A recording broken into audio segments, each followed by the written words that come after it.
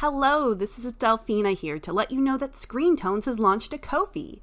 Contributions go towards upgrading our equipment and software and helping Screen Tones find new and better ways to share our content with you, our listeners. If it does well, we could even increase our update schedule, so that's exciting.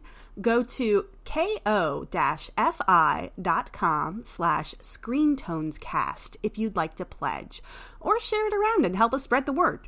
Thank you very much and enjoy the episode. Just do it! Don't let your dreams be dreams. Yesterday said tomorrow. So just do it! Face your dreams! I'm screwed!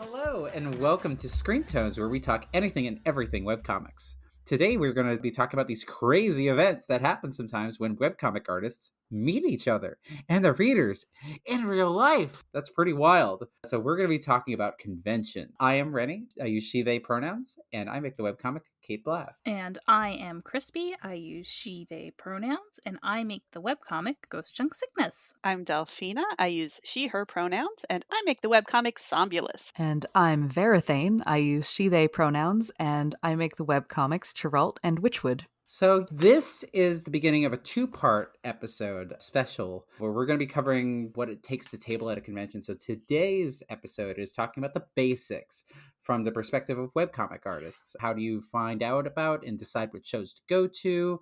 What do you bring? How do you prepare yourself? So we're going to dive in and talk about that a little bit. So we're going to start with our first little topic here.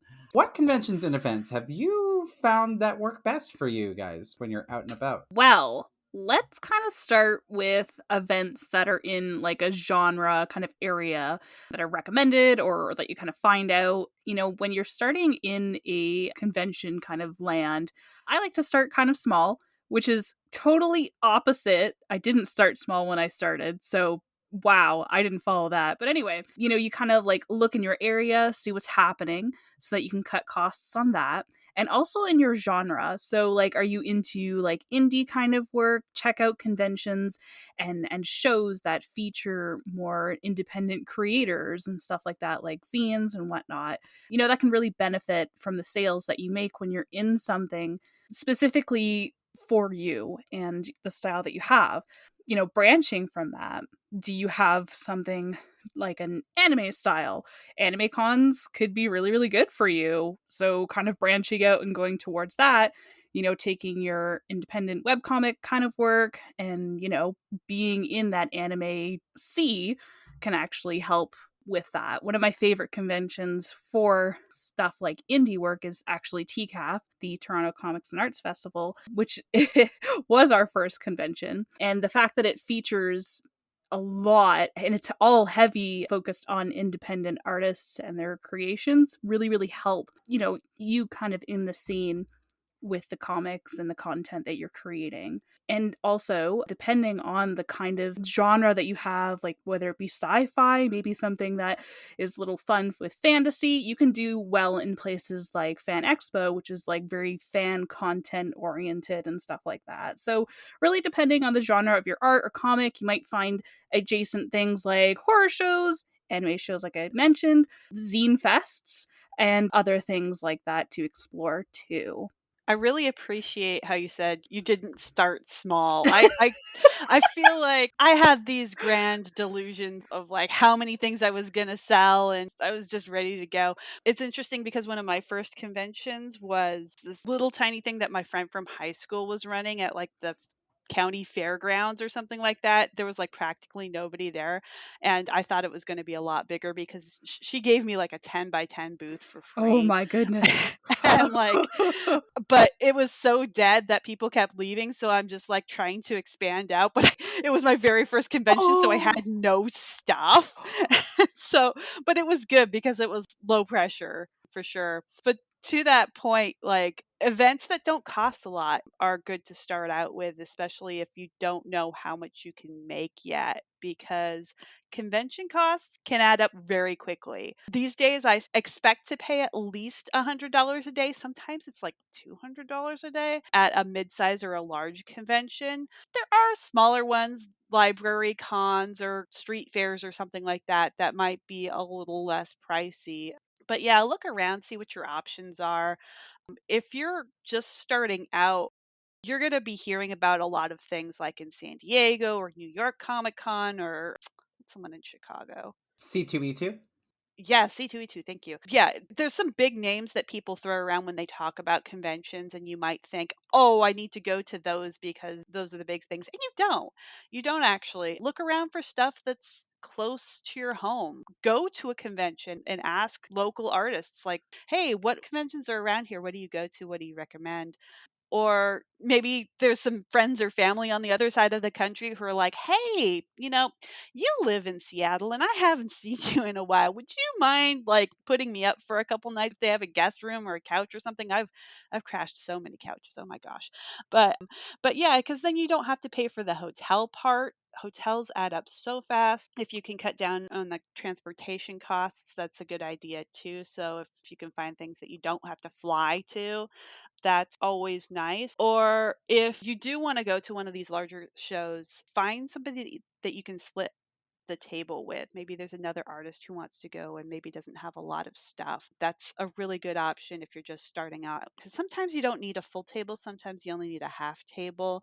In general, you should just kind of have the size of table that you can fill with stuff. So if you're just starting out, you might not actually have enough merch to fill a whole table. So maybe that would be in your best interest anyway. But yeah, you're going to find out. You're going to have to try a couple shows to see, is it me or is it the show? Because sometimes there can be shows that are not very profitable because it's 100% the fault of the show.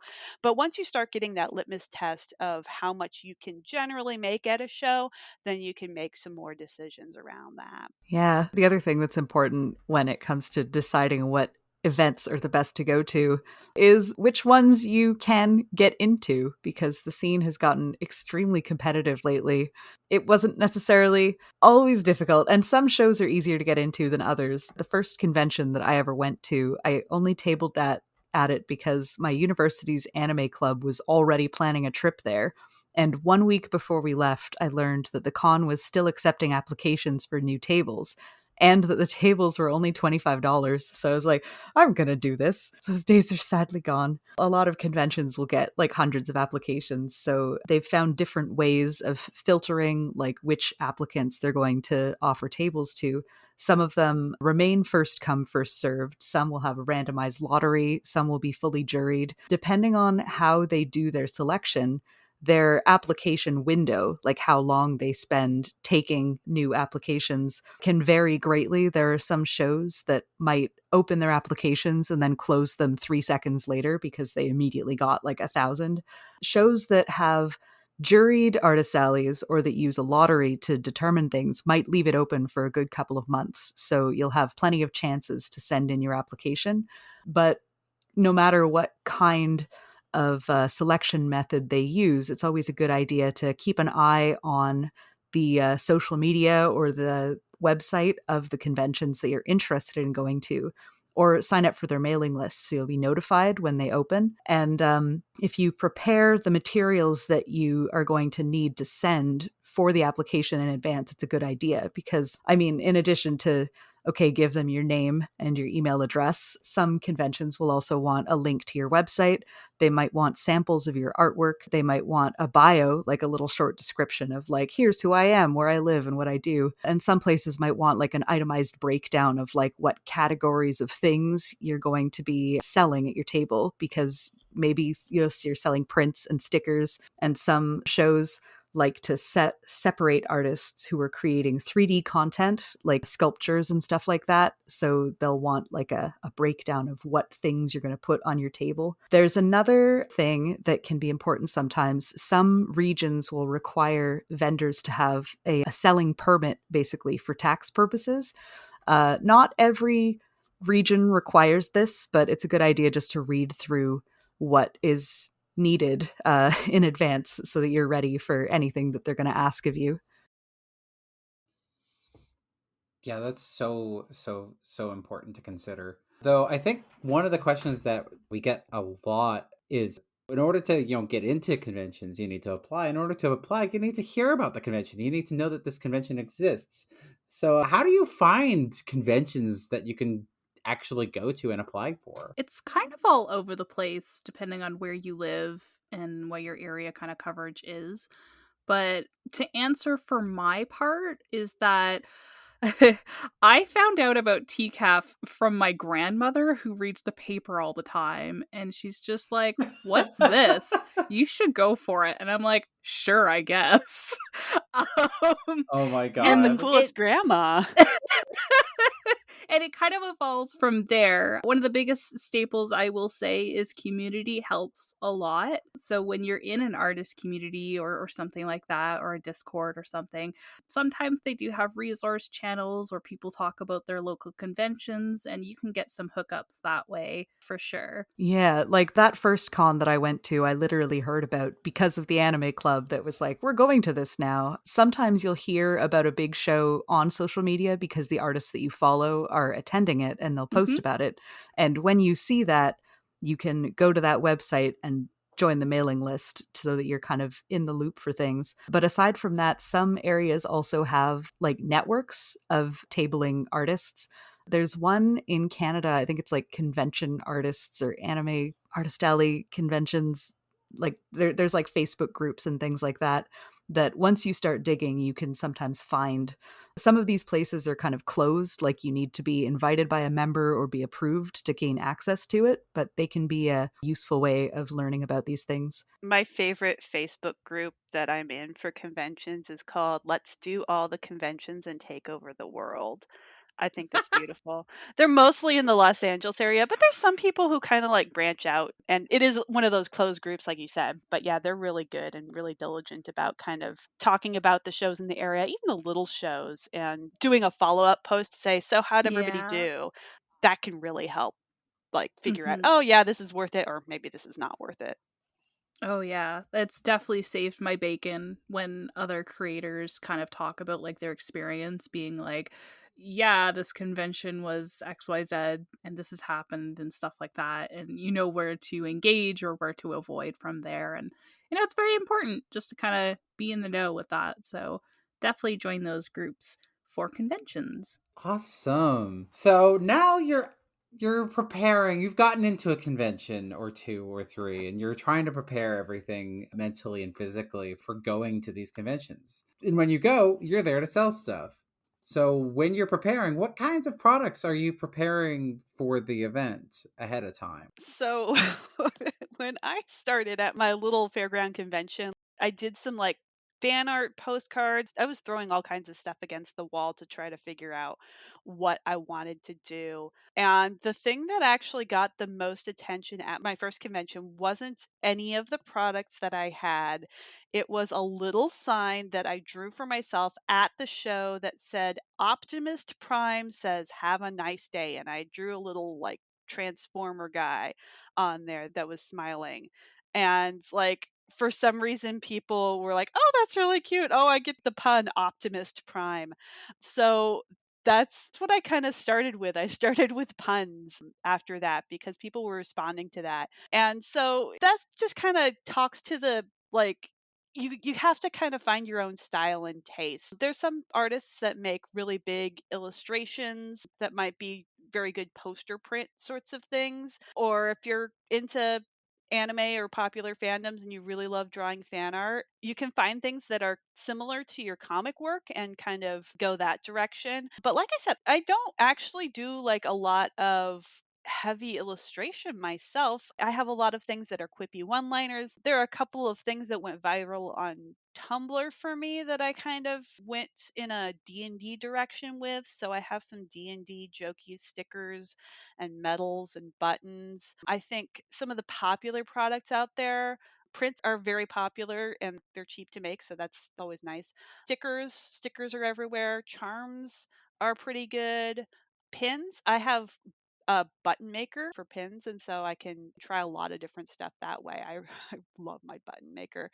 And of course, your comics. If you're making a comic, that can be a little difficult to print sometimes, but if you can crowdfund it or something beforehand, maybe you can get a little book run together. But anything you could do to tie all those things together, that would be good. And also, like, if you're crafty, if you do like the little knit guys, amigurumis, like you could do those or figures or sculpting or something like that. But there's options. You could try a bunch of things. But like I said, like, to find things that work together that kind of set a vibe. For me, that was fantasy and humor, so I went with D&D things. I went with D&D jokes, kind of drawing on people's collective experiences with various tabletop games and the archetypes that come up from those, like the flirty bard or the sneaky rogue who likes to stab everything and set everything on fire. So that's the direction I went. And it also kind of works with my comic, which is a fantasy adventure, humorous, very light story.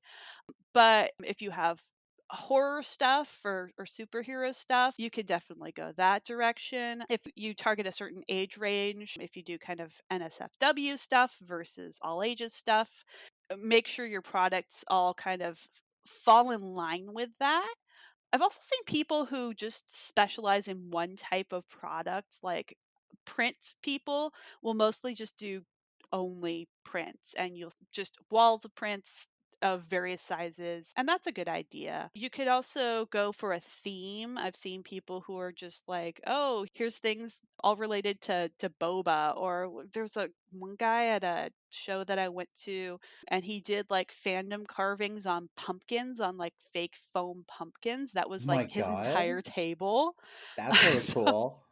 it was cool. There's a lot of different approaches that you could go to organize your table, keep the like things together. But sometimes I also see people who are still trying to figure out their style. They'll have like the cute things next to the saucy pinups, next to the anime figurines, and it can be a little confusing to customers who are trying to figure out what your table is all about. And kind of like, to expand upon that and figuring out the vibe that Delphi was talking about is something really, really important here because, building a table, you don't necessarily have to have all of the merchandise that you're going to be showing to the public be related exactly to the comic or stuff that you have. Like, I would definitely go on your strengths and have products that have a general appeal because, like, say you do have a massive following on social media, that doesn't necessarily mean that all of those people from social media are coming to your table,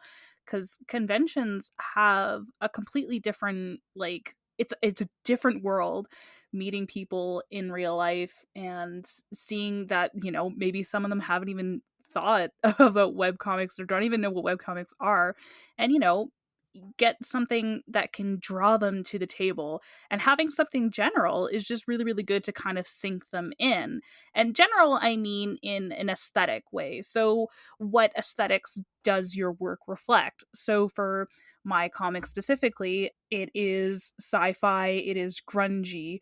So we kind of play with that and be like, okay, we're going to make like cool little robot stickers or something that kind of like reflects space. So we have some astronaut prints or anything like that. And it's just like, it still ties together the stuff that we're selling, and it still kind of goes back to the comic that we're making, but it still is open for a general kind of audience. And, just kind of like play with that. Like, is your work more fantasy? You can do potion stickers or kind of magic pins or references to different things that are also in that genre. And people will come and they'll be like, oh, this is really fun. I really like this general aesthetic.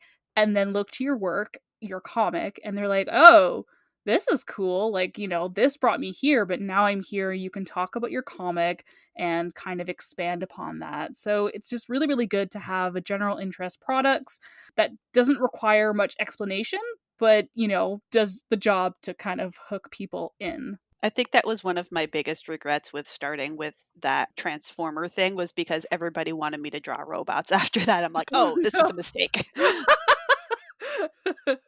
But from that, puns were born. Puns were born. Worth it. Excellent puns.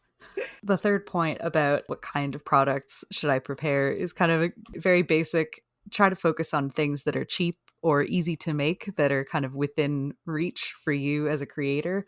At that first convention that I ever went to, all that I knew how to do was to go to the school printer and have them print off pictures of the drawings that I had made, which I then packed up in a little binder. And I showed up to the convention with literally just that binder. And I spread them out on the top of the table. And honestly, it was not that bad of a strategy, considering that the show itself was a fairly low risk, low investment kind of thing, because it had been so cheap to get into. It was a good place to kind of test strategies. And it gave me a way to start with a whole bunch of images and kind of see which ones people were picking up, because I had only printed a low number of copies of each of these pictures, and each copy only cost me like 50 cents a piece to produce, but I could sell them for $5 or $10. And I could very quickly kind of get a sense for like, oh, here are the kind of pictures people are into. Here are the fandoms that like people are like attracted to currently. So I just kind of started going from there. There are other things that you can make for low cost, but most of these are paper based. So things like bookmarks, postcard prints. You can branch out into bigger prints. Like I started getting tabloid size, the 11 by 17 inch ones done. And those don't usually cost much more than maybe $1 or $2, depending on how many you're making at once. And then you can sell those for like $20 at some shows. What's available and easy for you to access will depend on your area. Like I have a lot of really good local printers that I can go to who will make these things for me. And even if I'm only getting like 2 copies of one image, it's still very cheap and reasonable. And sometimes if you have the supplies, you can print things at home or you can make stuff by hand. Some folks will have a table that's wholly handcrafted that they're selling on the spot. So I would generally recommend to focus on getting a small number of things, of copies of the things that you're putting out. But especially in that first year, it's not a bad idea to kind of try to make a bunch of things, like a print of every image that you think could be kind of cool. And if you only get 2 copies and they don't sell, like that's fine. Like it's just a couple copies. You can slip one in your portfolio and give the other one away to a friend or something like that. And whatever things are selling well, you can make a bunch more copies of them, but only do like bulk ordering of like hundreds of something for like business cards or little freebies. If you're making a webcomic, you might want something to hand to people. So those are also useful for bringing in. Yeah, that's so fun. What's your favorite little thing that you've seen at like conventions that just made you go, oh, that's a good idea. Oh, I wish I'd done that. Ooh. So at that first ever convention, I saw someone who had brought a button making machine to the convention and set it up directly on their table. And they had like a sheet of paper. They had printed off a bunch of kind of pre-stamped button designs that people could choose from. And then the artist could just make a button out of it on the spot.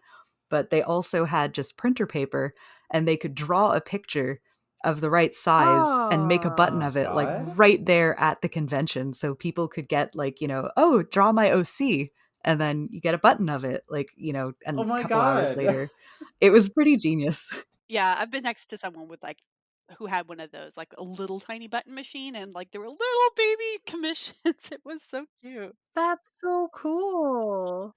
I know. I ended it literally like, so I saw that at my first con, and then at the next con I was like, I need one of those, so I actually got it and I did those for a good few years. Oh my gosh. I gradually started phasing those out of my like con table because I didn't find that the buttons were selling well once I also had books on the table. Like things started getting a bit too, there's too much going on. So eventually I gave the button maker to a friend who is making much better use of it than me. But while I was using it, it was great.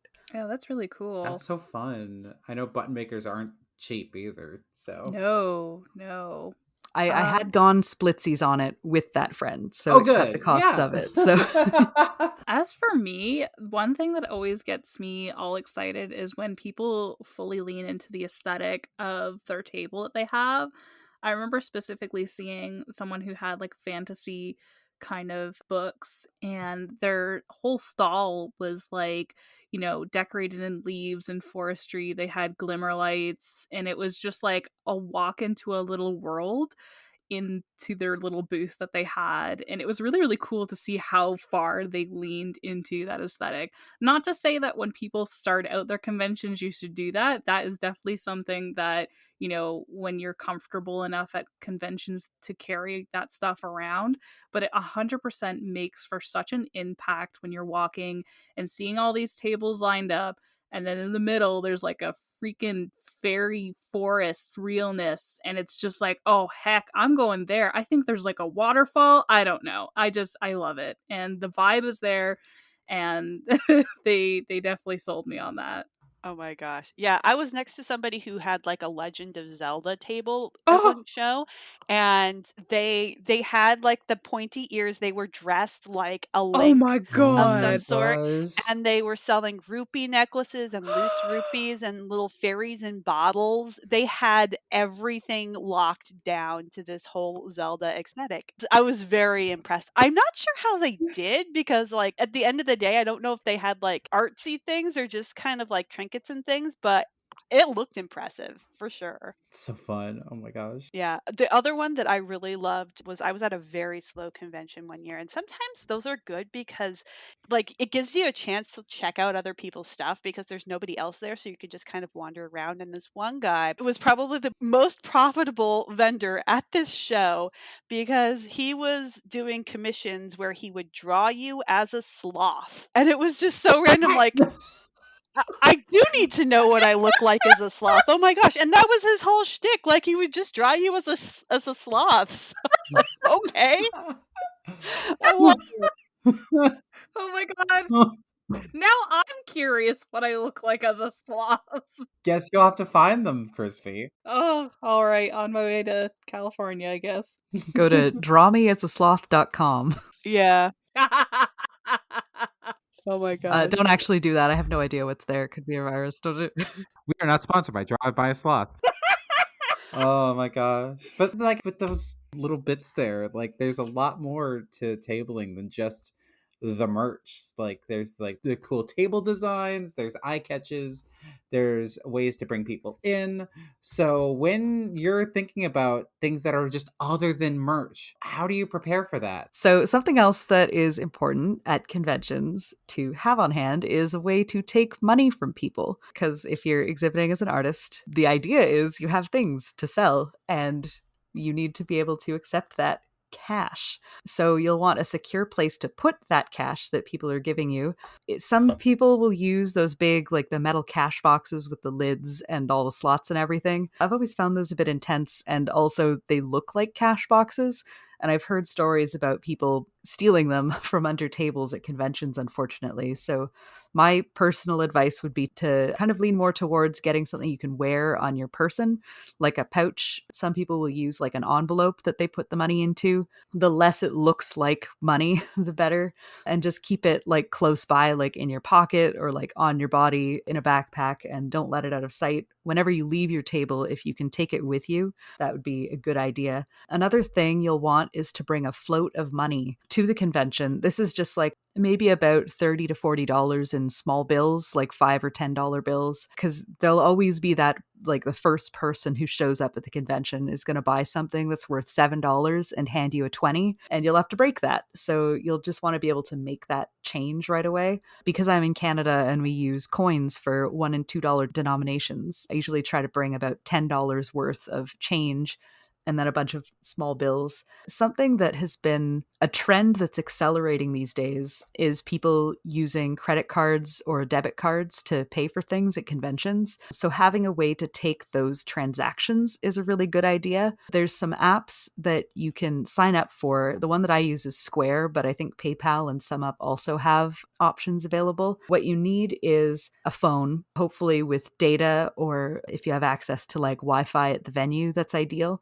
And you'll need some sort of device that you can connect to your phone, either physically or through Bluetooth, which will take the card transactions. For a long time, people kind of understood that like most artists at shows like these could only accept credit card conventions through the little like swipey thingy. And Square will actually send you a free swipey doodad for credit cards when you first sign up for the account. So that's cool. But I was at a convention very recently and I found that a lot of people, I guess over the pandemic, people have been shifting even more more away from cash, at least here in Canada. And a lot of folks want to use debit cards or have credit cards loaded onto their cell phone these days for a tap reader. And the purchase that I am planning to make, possibly today, is for the Square tap reader, which will connect to my phone through Bluetooth. And then people can tap a credit or a debit card off of it or tap their phone. It's very handy. One thing I would also advise that I've heard horror stories of is if you're going to be using that taps into your phone, is make sure you bring like a phone battery charger because you're not going to necessarily be near an outlet. So bring something that plugs into your phone to keep it charged throughout the day. Oh my gosh, yes. Very frequently, people have to pay extra to have access to power at conventions. So bringing like a battery pack so that you can recharge your phone or your tablet or anything is like, it's super important. Yeah, having all that stuff is super important. I don't know if I, cause like the little pluggy thing though, are they making phones like that don't have the pluggy thing for the swipe reader? You mean if you mean the like headphone jack that the old school Yeah. Square readers go into? I think they make a version of it now that connects through the Mac thingy because iPhones, they still have like a charger port. And Oh, Square, if you pick what model of phone you have, they can either send you one with the headphone jack connection or with the Apple iPhone that just goes into where you charge your phone. right. Okay. That makes sense. It's the same thing Makes with sense. Google phones and Samsung phones with the USB-C, and I think it works with the dongle, but don't quote me on that. Yeah. Well, research your options, take money from people. But yeah, the other thing you need is like kind of display items. And so this gets a little expensive when you're first starting out. But the good news is that once you have display stuff, you only buy it once and then you can take it to a lot of shows. So it is worth spending a little money in certain places, though there are places that you can kind of cheap out if you don't have a lot. One thing that I'm really passionate about is having a backdrop, something that displays your art, helps people see it from across the room, and it can also help partition your space a little bit because sometimes you're butt to butt with other tables or something like that. So something that clearly delineates this is my space, these are my projects, and this is my vibe is good. And so you can get a photo backdrop stand from a photography supply store. You could also get a professionally printed banner of some sort. They've got ones that are roll up sorts of things that are spring loaded, or you could get just a vinyl one that would hook up to a photography backdrop stand. The other option you have that you see a lot are people with wire grids. And like they're the little cubey things. I have resisted those with every fiber of my being because I've seen them fall apart. They look heavy, they're hard to travel with. Like I avoid them like the plague. But people do use the grid cubes to prop up their stuff, or you can make kind of a little proscenium on your table that frames your person, so you're kind of in the middle and then you've got this whole like structure around you. I've seen people do that in place of a backdrop. So those are things that you can Google. You can find them at Walmart or Target or something like that. Another thing that you really want to have is an 8-foot tablecloth. Most of the time when you get a convention space, if it's not my friend at the county convention who just gave me a 10-foot table, you will have a 6-foot table probably, and it's going to look like it's been through 7 hurricanes in its life. Like it's going to look completely torn up. So you need something to cover it. Now, there are some shows that give you a tablecloth, but you really can't count on that. So do have a tablecloth. They're cheap. You could get them at party stores in any kind of color you want to. You can just take your bed sheet if it looks cute. And yeah, just if you're strapped for cash, just take your bed sheet and use that. The other thing that you want are kind of displays to prop your items up, because if you go and you just set a bunch of prints on your table and they're flat, nobody can see them unless they are standing directly in front of you. So, the thing you really want to emphasize is make your stuff vertical, make it stand up. You can use easel stands, cork boards, you can get boxes or wire or wooden racks if you have books or something like that. Depending on what suits your products, there's a lot of different options. And this is one where you can kind of like dollar store it. You can go to 99-cent store and find some like frames or little boxes, or you could go to art supply stores if you get like a little Michael's coupon or something like that. They have little easels and stuff. Another thing that's cool for displays once you get people in front of your table is something that they can interact with. So if you have a lot of prints, you could get like a portfolio book. They sell them in a lot of different sizes at art supply stores, and they have clear sleeves that you can just slip your art pieces into. And people will kind of naturally try to fidget with that. They'll flip through your things, and that kind of makes them stay and consider your art a little more. I also make a lot of buttons myself.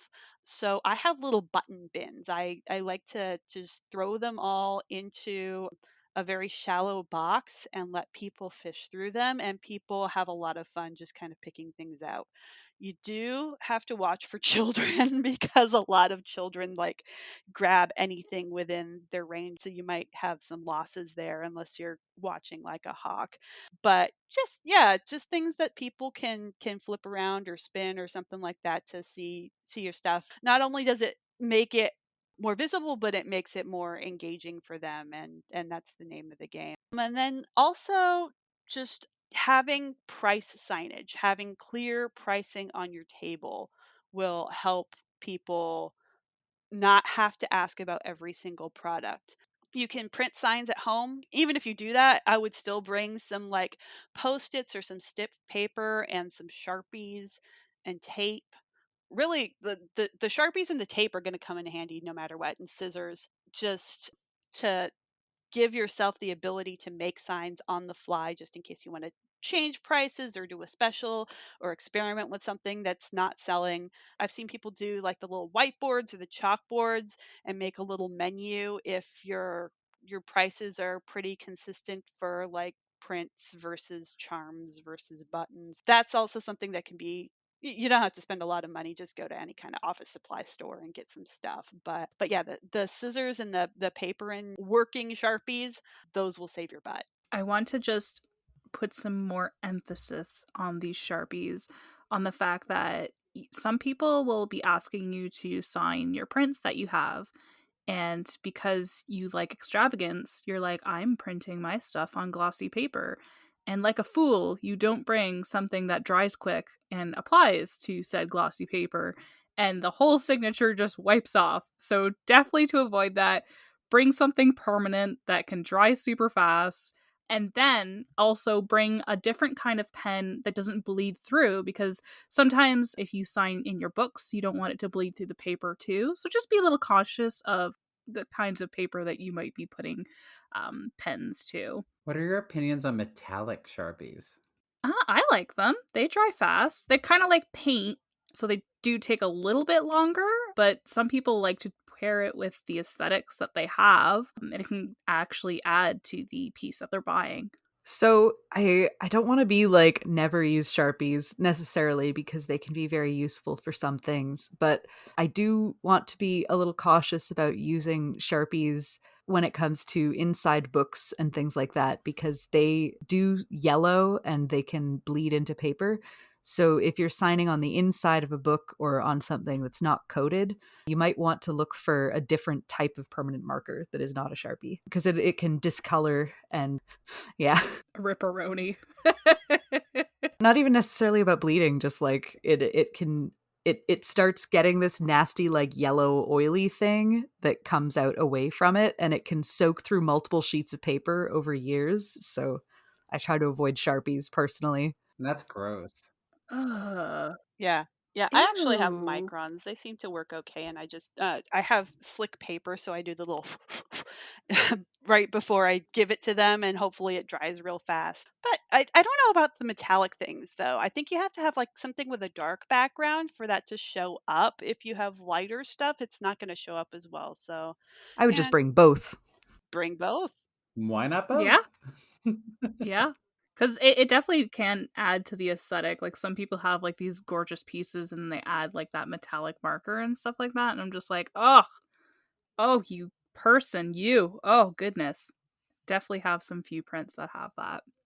Any bees, to kind of continue, the last thing that you kind of really, really want to bring to the convention, along with your beautiful displays and whatnot, is business cards. So you want people to find you after the convention is over, and business cards are an excellent way to do that. You can put some awesome kick-ass art on the front that kind of displays one of your favorite pieces, make it look really aesthetic, and on the back it's going to have, the contact information. You don't necessarily have to put your email on that. That's kind of, it depends on what you're looking for, but you would regularly put your social media, your website for your comic if you have one, or where to find it on Tapas, Webtoons, and wherever you're hosting it, and just, maybe a link to your portfolio as well. A lot of people like to collect business cards too, so it's actually really important to make them look as fun and appealing as possible. I've come across a lot of people who actually come to talk about their collections of said business cards and being like, oh yeah, I'm really excited when they try new shapes and sizes and foil and stuff like that. And luckily, business cards you can actually print for quite cheap nowadays and get a lot of cool different little effects to them.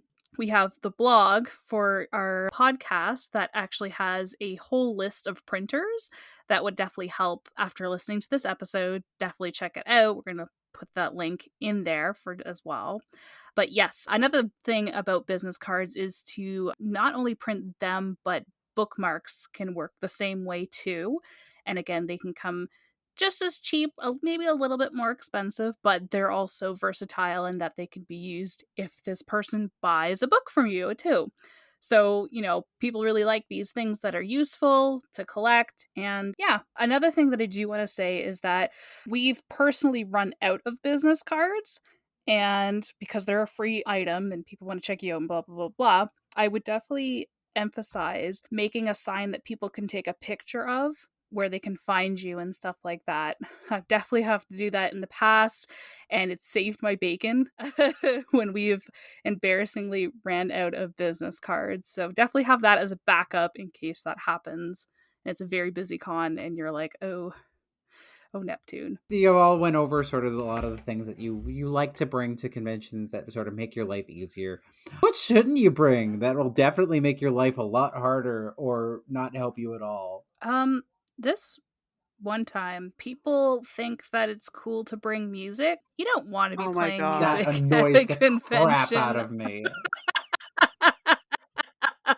It's like, you're obviously not obviously you're going to be hearing like a lot of people talking, chatter, and music doesn't really add to that unless it's some kind of performance that you're putting on for someone. I don't know, but it doesn't generally work in a majority of convention settings, so I would just kind of avoid the theatrics with that. And another thing is that I had mentioned previously about really, really cool aesthetic setups, and I would definitely encourage them, like the forest that I was talking about, if you're someone who's kind of like okay or used to the convention settings, because what Delphi was saying was that, you need XYZ to set up your table, and it kind of can sound a little intimidating with everything that you need. So you don't want to put extra on top of that if you don't need it. So kind of, go with the basics. You don't need performative music or your magic waterfalls, unless you're fairly confident or this needs to work with your shtick or something like that. Yeah, I think for me, keeping it simple is best. One thing that I made the mistake of, though, was like I was trying to be really cheap when I was starting out. And so I didn't want to spend a lot of money on banners and I didn't want to spend a lot of money on things. So there was one person I was next to at Small Press Expo that hung their banner on a garment rack. They bought a garment rack from Target and they put their banner on that. And Oh I thought, "Oh my no. gosh, that's so cheap and so good. I'm going to try to do that." And like it would keep falling over and people would knock into it and it wasn't Oh. very sturdy for travel, so it broke immediately. So don't bring cheap or worn out or broken display stuff because there is absolutely nothing worse than your Mhm. entire thing crashing down in the middle of a con. Yeah, I do want to say I encourage pre-con setup. So you have all of like your cubes and stuff like that. Set it up before you go to the convention. Set it up wherever you can in your living room or whatever, and you're like, okay, how fast did this take me to set up? Is the pain worth it, or whatever? Does it look good, and is it functionable? And kind of Yeah. poke at it. Do Yeah, a knock into stress it, like, test. just, like, Bring your cat. because well, the thing is too that behind the convention table, it gets really crowded because everybody has their stuff, everybody has their banners. Some people have their stuff hanging all the way out, and you're playing hopscotch just to get in and out of your table. So you can Oh yeah. totally knock into things completely by accident because you're just trying to dodge everything and get out. And yeah, it's just not worth it. Just spend the extra money, get a decent banner that's gonna stand up, not gonna knock over in a stiff breeze. And especially if you're outdoors, because like if there's wind factor or anything, like your stuff could go flying. So test it out, man. Yeah. Yeah. Yep. Stress tests before 100%. Even if I know what we've done at one con, we're going to do it another. I always do it. We always set up our booth because we're going to have new merchandise. We always do. Set up our booth. I take pictures and I figure out how much it was to set up this booth too for that, because you don't want to be stressed putting your super awesome, I don't know, beatbox waterfall and you're just like, this took like an hour to set up. Is it really worth it to the Beatbox convention? waterfall. Don't bring that. The one thing I can think of is that if you're going to be eating during the convention, try to keep it to like a snack that like is nice and self-contained, and maybe don't bring a big elaborate dish of like stir fry with tiny grains of rice and a lot of sauce, or like messy tacos or something, And a because portable eating those stove. behind a con table is very painful. Someone offered me chili cheese fries at a convention one time. I was ready to kill them. No. Oh my god. Like a granola bar, quick sandwich. If you're bringing a drink, make sure it has a lid that is very firm and closes very nicely, because I have spilled a drink behind my con table and it was not fun. Hi, here's your prints. And also it has my fingerprints with the Cheeto dust. No.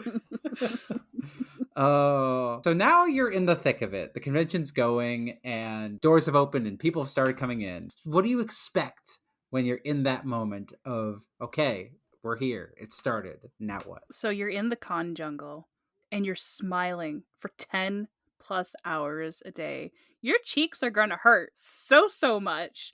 You're not going to get a lot of breaks, is one of the things for conventions. You are, you're selling your stuff, you're selling your wares, you are at work for that long. You're going to be talking about your work as well. So, one thing that I really want to talk about, or at least, kind of implore when you go to conventions, check out the staff, see what they can do for you with the volunteers, because sometimes some conventions have volunteers that will spot your table, they'll take over and they'll do sales while you just have a break. One of the really cool things about TCAF was that it had a quiet room, because tabling at conventions, the sound of silence is glorious when you're done, because all it is the murmur and the talking, and you're smiling and you're conversing, and that peace and quiet and that 5-minute break that you have just to quietly drink some water in a corner with no sound is gonna definitely help stretch your energy for the rest of the day, I assure you. And as someone who's worked as a volunteer on the other side of things, don't be afraid to ask the volunteers for anything. Like one of the conventions that I've volunteered at is the Massachusetts Independent Comics Expo, or MICE.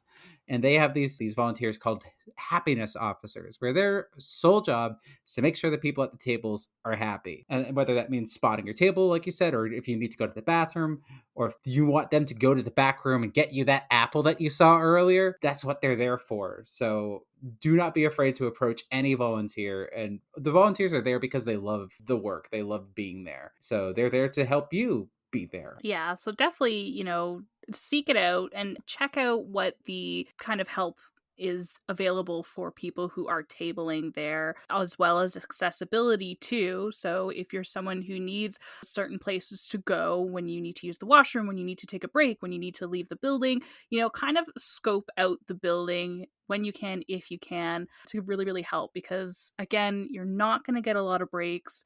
It is usually about 10 plus hours a day that you're going to be selling, which sounds like an awful lot. If you can bring a buddy, that's awesome because they can help give you a break from people. You can just kind of relax because selling is a lot. There is a vibe that you're kind of expected to do if you want people to come to your table and engage with you and whatnot. So, like Thane had said earlier, keep some snacks, water, keep hydrated, but you also, at the same sense, do want to minimize the time away from your table. So be prepared for the energy that you will be sinking into convention. Yeah, one of the things that I always find at conventions is it's a lot of talking. It's just talking nonstop every day, basically. So, one thing that I always try to pack for conventions, and I regret if I forget them, is throat lozenges, like some Halls or Ricola or whatever, because my throat will usually start going by the middle of the first day. So lots of water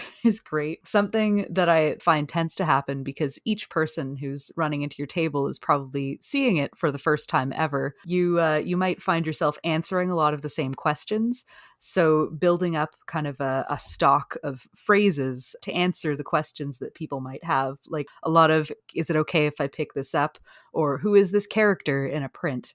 Or what's this book about if you have a book out on your table? If your comic has a pitch, if it doesn't, you should have one immediately on hand. This is a great place to kind of practice it and try to memorize it and change it up very slightly depending on the person. You can kind of see how well it's landing, which is really nice. But you're going to have to repeat it a lot of times. You also are probably going to have to find yourself explaining what webcomics are to a lot of people because the crowd that shows up at conventions tends to comprise a lot of people who are varying levels of online literate, and some people might be totally like in and they're like, I know webcomics, I read 100 of them, but some of them might have no idea that they can read comics on the internet.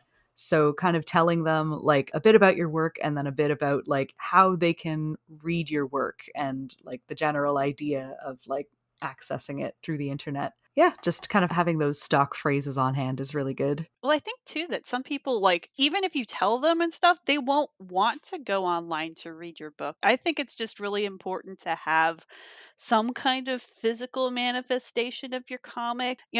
Even if that's just a bookmark with your URL, but also maybe consider like printing the first 30 pages or something so they can get a sense of it, because some people just they don't care to read comics online like that. They still want that dead tree version. The other thing I will say about the talking a lot is there is nothing that turns me off as a con goer more than the people hawking their wares. Like, if you've been to a convention, you've seen the person that goes, "Comics, get your comics, come on over and get your comics." No, Oh God. nothing gets me to turn around faster than that.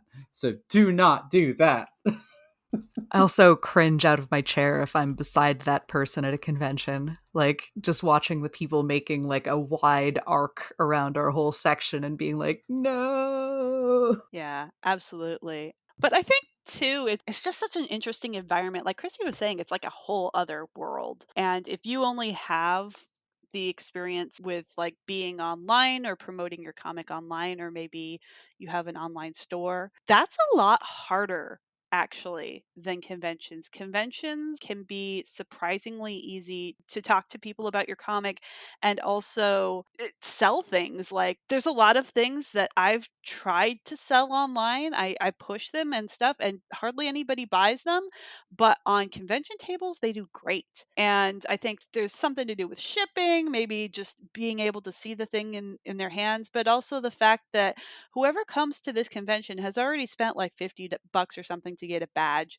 They're specifically in the part of the convention where they're buying stuff and they're going around and they're considering what they are about to buy. So their wallet can be very open to you when you present your things right. So, you want to talk to people, you want to chat people up, you want to maybe experiment with your setup to highlight your favorite things and really take careful notes about what people are looking at and what is selling for you. I like to keep a notebook and I just write down every single sale that I make. I write down like the time of day and what sold and how much it sold for and whether it was a credit card or a cash transaction. And those notes really help me for both the next day and the next convention to see, oh, okay, I sold 10 of these things, but none of these. So what if I move that closer to the front of the table?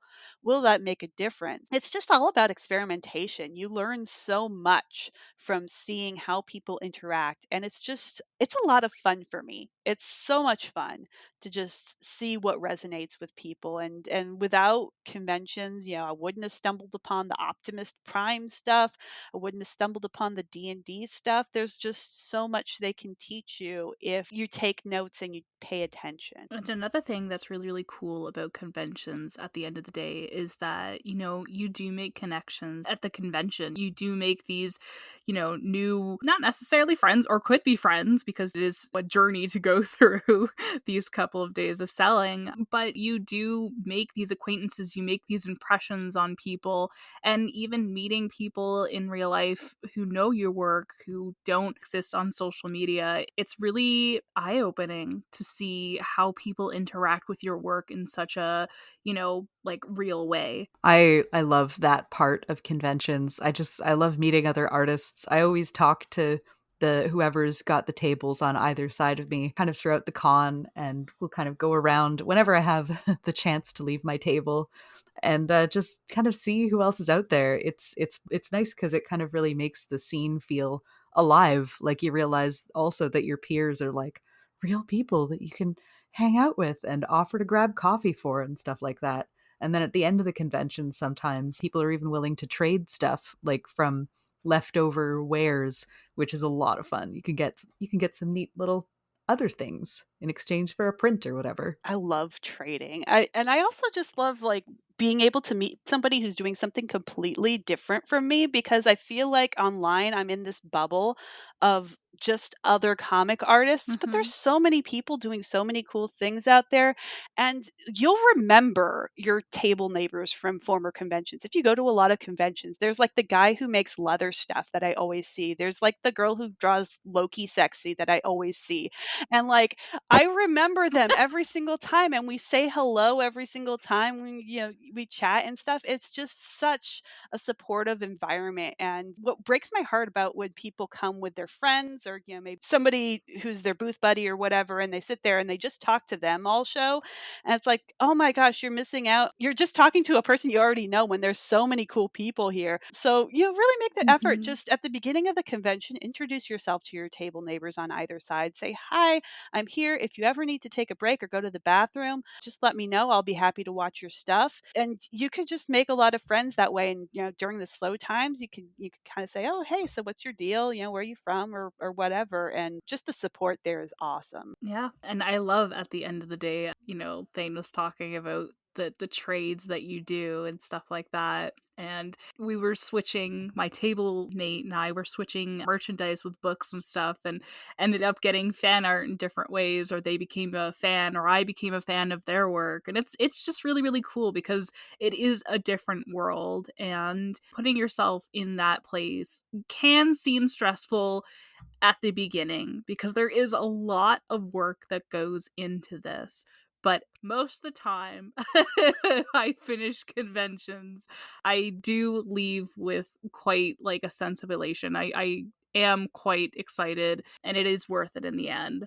Well, this has definitely been quite a journey so far tonight. There's definitely going to be a part two where we go into more detail on all of these things, especially if after you've done your first con, then what? Stick around and hear next time. I've been your host, Rennie. You can find my work at kateblast.com. I've been Crispy, and you can find my work at ghostjunksickness.com. I have been Delphina, and you can find my comic Somnambulus at somnambulus.com. I have been and am Verathane, and you can find my work at chiralt.sevensmith.net or at witchwoodcomic.com. Oh, and we'll see you later. Now, I hear there is an after party after this convention. Oh, Oh fuck! I'm going No, straight to bed. thank No, you.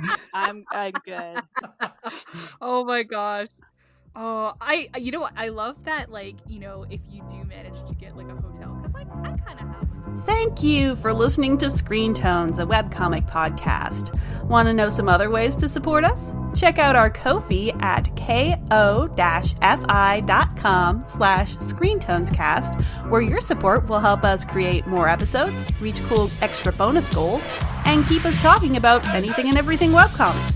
You can also find us on Twitter, Tumblr, Instagram, and our Discord server. Thank you so much for listening, sharing, rating, and supporting, and we'll see you next time.